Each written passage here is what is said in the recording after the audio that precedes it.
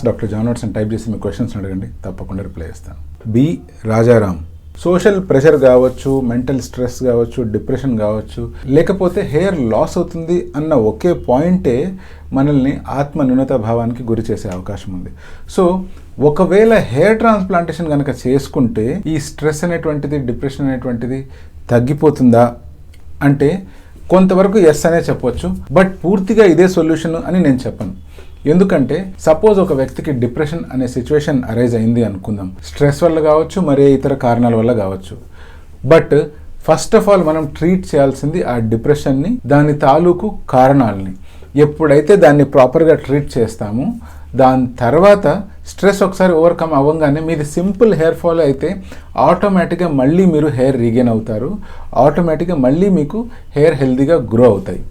అలా కాకుండా మీది జెనెటిక్ బాల్డ్నెస్ అనుకోండి, అటువంటి సిచ్యువేషన్లో ఒకవేళ ఓన్లీ హెయిర్ ఫాల్ బాల్డ్నెస్సే మీ స్ట్రెస్కి కానీ మీ డిప్రెషన్కి కానీ కారణం అనుకోండి, అటువంటి సిచ్యువేషన్లో ఒక హెయిర్ ట్రాన్స్ప్లాంట్ ఈజీగా మీకు కాన్ఫిడెన్స్ని మళ్ళీ నింపేస్తుంది, ఆటోమేటిక్గా మీరు ఆ డిప్రెషన్లోంచి బయటికి రాగలుగుతారు.